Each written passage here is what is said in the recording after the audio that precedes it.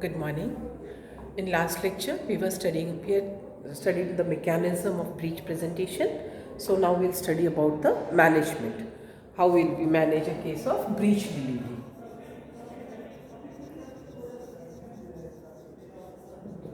हम क्या पढ़ने जा रहे हैं? Assisted breech.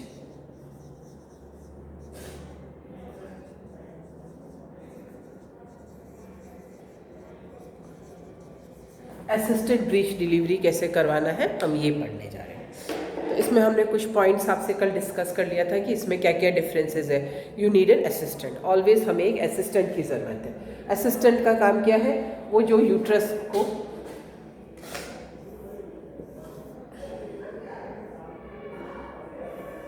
है ना, तो यूट्रस को पुश करके रखने का काम कौन करेगा? असिस्टेंट करेगा। एक स्टेडी फोर्स अप्लाई करके रखने की ज़रूरत है कि फ्लेक्शन ऑफ हेड भी मेंटेन रह जाए। तो एक असिस्टेंट की ज़रूरत हमेशा है। एक एनेस्थेटिस्ट की ज़रूरत है। हमें एपिजियोटमी करना है, हमें और भी कोई प्रोसीजर्स की ज़रूरत पड़ेगी, तो वी नीड एनेस्थेटिस्ट हमेशा आपको इसके अंदर चाहिए। तो यू नीड आपको एक असिस्टेंट चाहिए, एक एनेस्थेटिस्ट चाहिए। दूसरा इसमें आपको नियोनेटोलॉजिस्ट चाहिए, क्योंकि कई बार जो बेबी होता है, न्यूबॉर्न बेबी जो बॉर्न होता है, नियोनेट जो बॉर्न है, उसको प्रॉब्लम क्या होगा? एस्फिक्सिया वगैरह होता है, तो उसको रिससिटेशन की ज़रूरत पड़ती है। तो एक नियोनेटोलॉजिस्ट, 3 पर्सनल आपको चाहिए। You need an assistant, you need an anaesthetist and you need a neonatologist. ये तीनों चीज़ें तो आपको चाहिए। इसके अलावा हमें क्या करना है? CUHA मटेरियल वगैरह होना चाहिए, एपिजियोटमी के लिए होना चाहिए, रिससिटेशन करने के लिए हमारे पास फैसिलिटीज़ हमें पास होनी चाहिए। These are all the preliminary condition जो कि आपको करना है। देन अब आपको क्या करना है? एक तो हमें पेशेंट को फर्स्ट थिंग इसमें हमें जो रखना है, you should not be hasty. जब भी हमें डिलीवरी करना है, ठीक है, this is not a normal labour, but still if we are attempting breech delivery तो we should not be hasty हमें नहीं करना है। दूसरी चीज़ क्या करना है? हमेशा पुश करना। यू हैव टू पुश, आपको पुल नहीं करना। You don't have to pull, आपको हमेशा पुश करना है। तो फर्स्ट सेकेंड थिंग ये है। थर्ड थिंग क्या है कि हमेशा बेबी का जो बैक है उसको एंटीरियरली रखना है। ये जो बैक है बेबी का, एंटीरियरली हमको रहना चाहिए। ऐसा नहीं होना चाहिए, ऐसा नहीं होना चाहिए। बेबी का कैसा होना चाहिए? बैक आपको एंटीरियरली होना चाहिए। तो ये 2-4 कंडीशंस होते हैं जो हमको चाहिए। नाउ हम इसका डिलीवरी कैसे करवाना है ये करते हैं। तो एक तो जब भी patient should be in bed है एंड उसके लेबर शुरू होने के बाद पेशेंट बेड में होनी चाहिए। यूट्राइन कॉन्ट्रैक्शंस जैसे जैसे इंक्रीज़ होता जाता है, फीटल मॉनिटरिंग हमें करना है, फीटल स्टेटस है ना, फीटल हार्ट साउंड वगैरह रेगुलरली सुनते रहना है, maternal pulse, maternal blood pressure, जो हम नॉर्मल लेबर में जो मॉनिटरिंग करते हैं वो हमें मॉनिटरिंग इसके अंदर करना ही करना है। हम कहाँ पढ़ते हैं? हम we study only the differences. हमें पेशेंट को लेबर टेबल पे कब लेना है? जब एंटीरियर बटक विजिबल होने लग जाए, मतलब एंगेजमेंट होने लग जाए, है ना। बटक्स जब विजिबल होने लग जाता है तो पेशेंट को आप लेबर टेबल पे ले लेते हैं। एंड लेबर टेबल पे रहने के बाद भी अब इसमें जो हमारे पास कंडीशंस आती हैं, फर्स्ट ये होता है we go for a liberal episiotomy. इसके अंदर हमें एपिजियोटमी करना ही है। जहाँ ब्रीच करना है तो वहाँ पे आपको एपिजियोटमी तो करना ही करना है।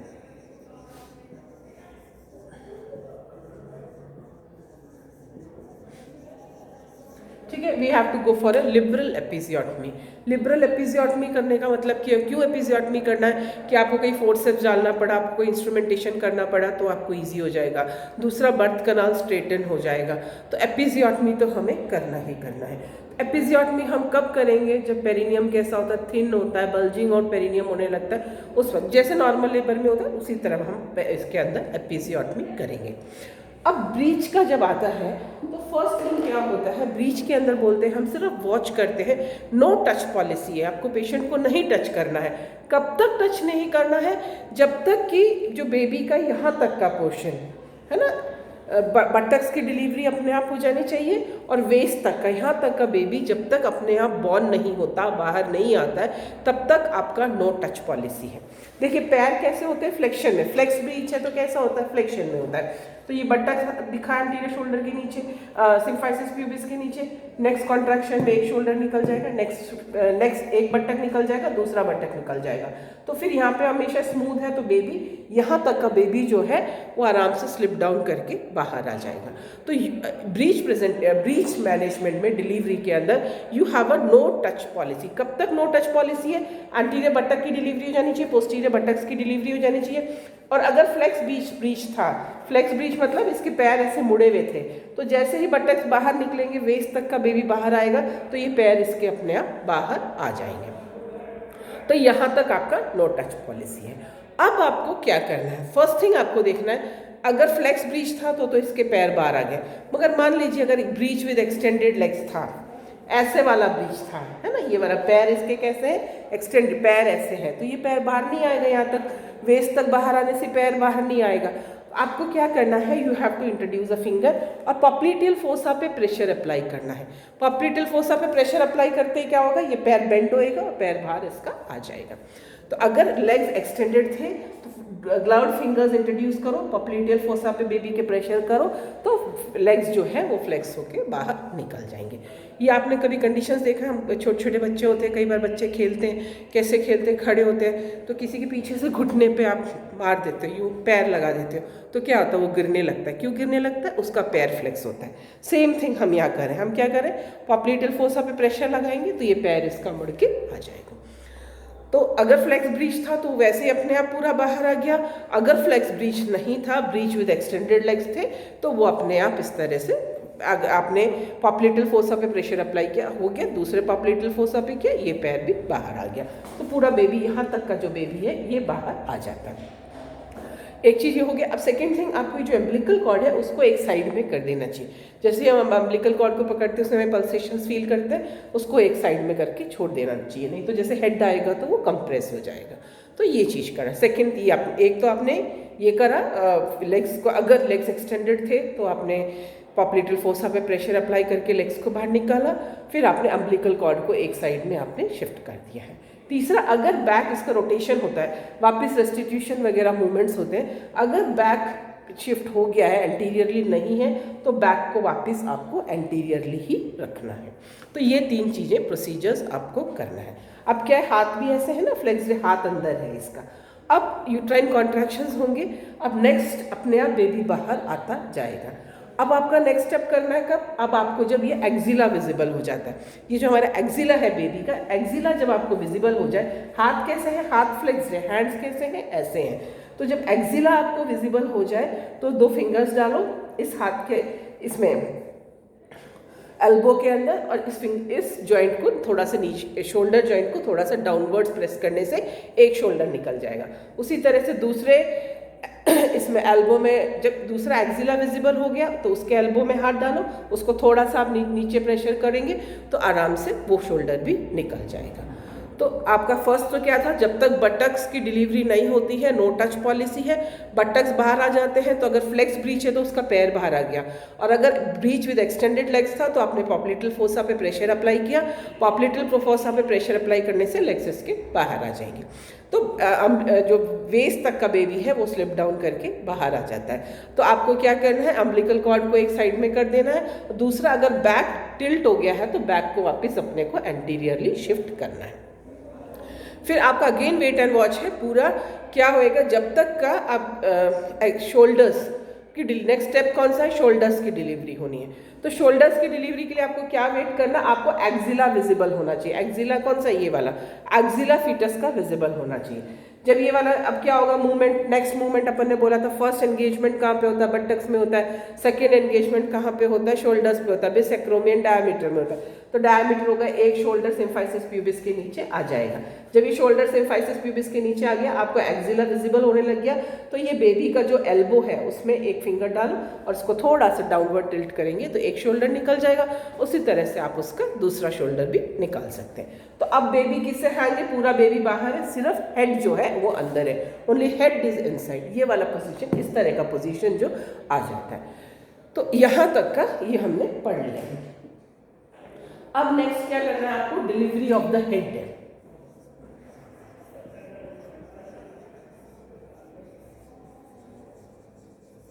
डिलीवरी ऑफ हेड करवाने के लिए हमारे पास तीन मेथड्स हैं। तीनों में से जो मेथड से आप कन्वर्जेंट हो उस मेथड से आप इसकी डिलीवरी कर सकते हैं। कौन सा, ये मेथड अच्छा है, दूसरा मेथड अच्छा है, ऐसा नहीं है। तीनों मेथड्स सही हैं, जो जिससे कन्वर्जेंट है वो उससे डिलीवरी करवा सकता है। फर्स्ट मेथड जो है that is known as the burn Marshall method. ठीक है। Second is the forceps method, और थर्ड मेथड जो है that is malar flexion shoulder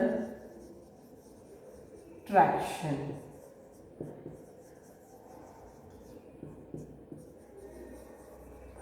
method, ठीक है।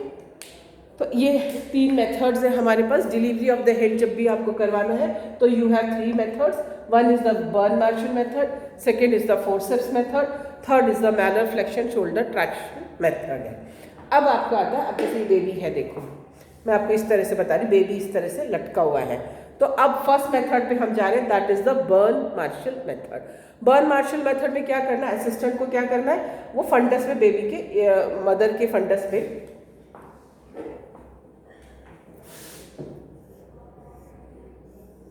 ठीक है, अब ऐसा बेबी है ना, ऐसा लटका हुआ है, तो असिस्टेंट को क्या करना है, हेड को पैल्पेट करना है, उसको डाउनवर्ड्स एंड बैकवर्ड्स प्रेशर हमेशा अप्लाई करके रखना है। इसीलिए हमें असिस्टेंट की ज़रूरत होती है इसमें। और हमने क्या पढ़ा है कि हमेशा you have to push from above, आपको पुल नहीं करना है। तो ये क्या करना है, एक असिस्टेंट क्या करेगा, हेड को डाउनवर्ड्स एंड बैकवर्ड्स जो है प्रेशर जो है इस तरह से अप्लाई करके ही रखेगा।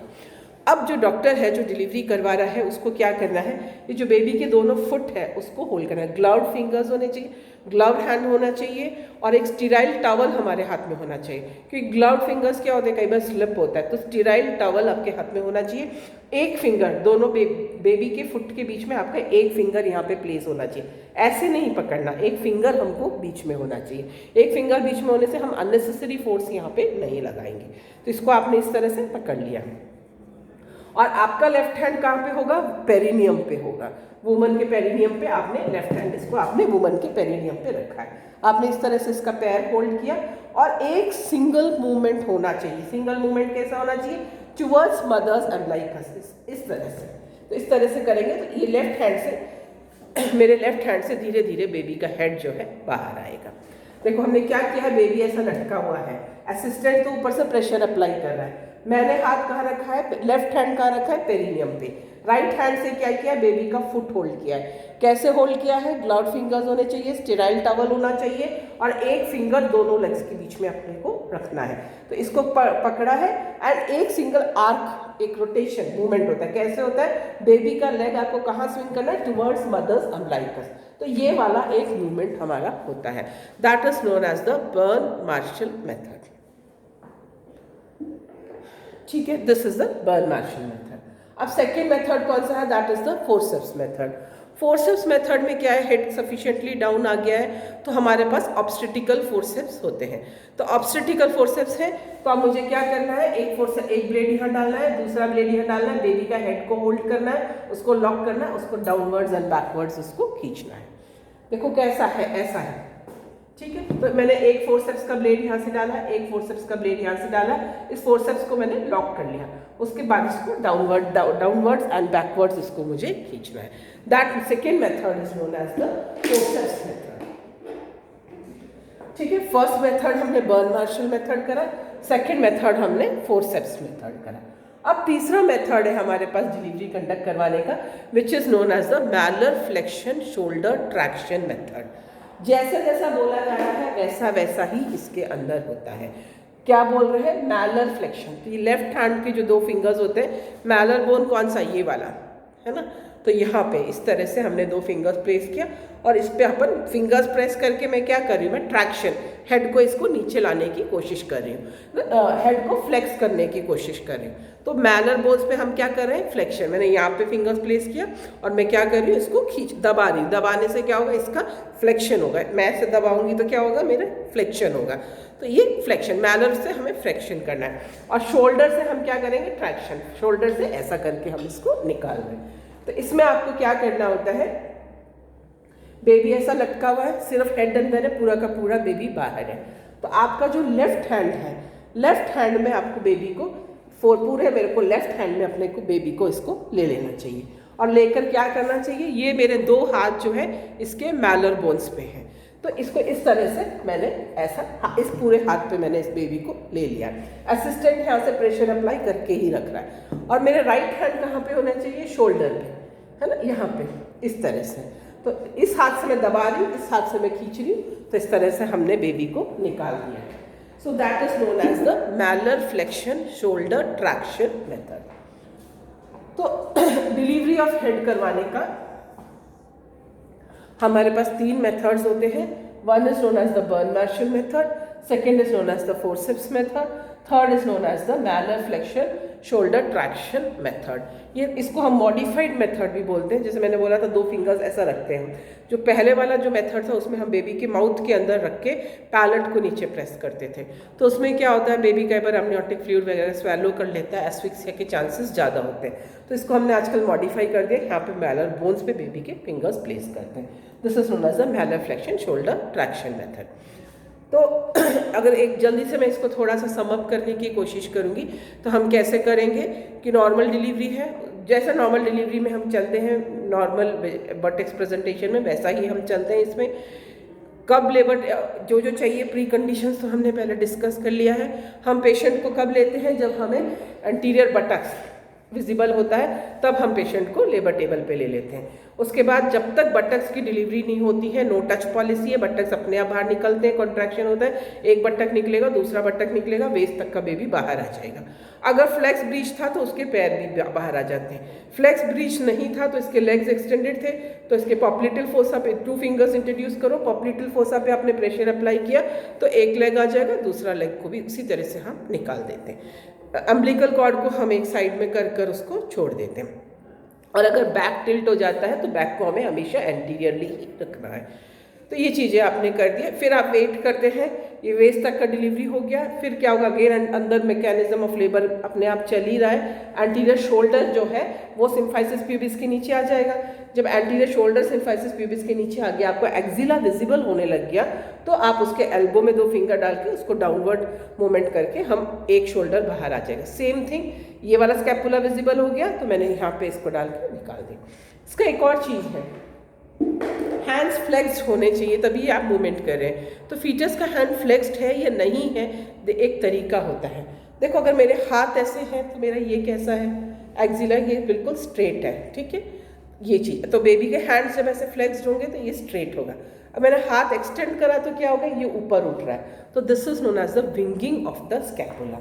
इसको हम बोलते हैं winging of the scapula.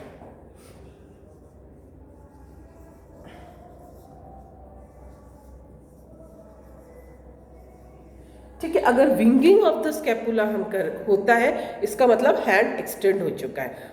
Hand extend हो गया तो आप इसमें वजाइनल डिलीवरी नहीं करवा पाएंगे। तो जब हमें शोल्डर्स तक बटक तक का बेबी निकल गया है तो हमें इसको देखना है। अगर हैंड ऐसे है तो यहाँ पे पैरेलल होगा, और हैंड अगर एक्सटेंड हो गया है तो विंगिंग ऑफ द स्कैपुला होता है।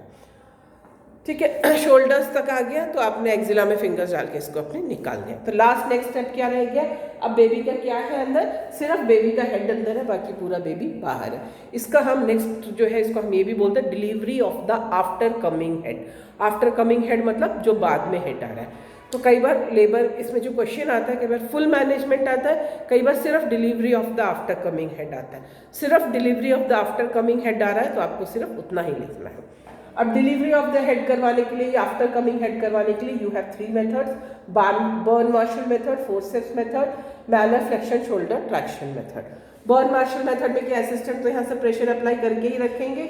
हमने पेरिनियम पे हाथ रखा और लेफ्ट हैंड रखा, राइट हैंड हमने कहाँ रखा, बेबी के फुट को होल्ड किया, स्टीराइल टॉवल हाथ में लेके एक सिंगल मूवमेंट होता है हमारा टुवर्ड्स मदर्स अम्बिलिकस, तो उससे बेबी आराम से बाहर निकल, because head is born by flexion, और फ्लेक्शन होगा और बेबी का हेड बाहर आ जाएगा। This is known as the burn Marshall method. Second method कौन सा है, फोर्सेप्स मेथड है। बेबी ऐसा लटका हुआ है, एक फोर्सेप्स का ब्लेड यहाँ इंट्रोड्यूस किया, दूसरा यहाँ इंट्रोड्यूस किया, इसको लॉक किया, डाउनवर्ड्स एंड बैकवर्ड फोर्स से इसको हमने नीचे निकाल दिया। This is known as the forceps method. Third method कौन सा है, malar flexion shoulder traction method है। वो आपको मैंने बता ही दिया। लेफ्ट हैंड में हम बेबी को पूरा अपना लेते हैं और मेरे 2 फिंगर्स जो है कहाँ पे है, इनसाइड द इसमें, एंड बेबी के मैलर बोन्स पे है और उसको हम फ्लेक्स करते हैं। राइट हैंड के ऐसे फिंगर्स का है शोल्डर्स पे, इसको हम ट्रैक्शन करते हैं and downwards and backward forces को भी हमने बाहर निकाल दिया। तो तीसरा कौन सा था, मैलर फ्लेक्शन शोल्डर ट्रैक्शन मेथड आपके पास है। तो ये 3 मेथड्स हैं जिससे कि हम डिलीवरी करवा सकते हैं। And then once expulsion of the foetus हो गया तो जल्दी से बेबी को रिससिटेट कर लेना चाहिए। अगर एस्फिक्सिया वगैरह नहीं है तो देख लेना चाहिए, एफकार स्कोर देख लेना चाहिए, बेबी को जल्दी से हमें रिससिटेट कर लेना चाहिए। And the child can be handed over to the neonatologist. Umbilical cord सब कट करके हम हैंड ओवर कर सकते हैं। प्लेजेंटा मेम्ब्रेन्स यूजुअली इमीडिएटली बाहर निकल ही जाते हैं। 1 आवर पेशेंट को हम ऑब्जर्वेशन करने के बाद हम इसको शिफ्ट कर सकते हैं। So this was about the total management of the breech pregnancy. breech delivery को हम कैसे मैनेज करते हैं। So I think ये इसके साथ ये चैप्टर कंप्लीट नहीं है। एक कॉर्ड प्रोलैप्स वाला एक टॉपिक भी इसके अंदर बचा हुआ है। अनस्टेबल लाई तो हमने पढ़ लिया है शायद, तो कॉर्ड प्रोलैप्स एक बचा है या थोड़ा अनस्टेबल लाई भी होगा, तो उन दोनों को डिस्कस करके हम इसको will try to finish this chapter tomorrow. Thank you.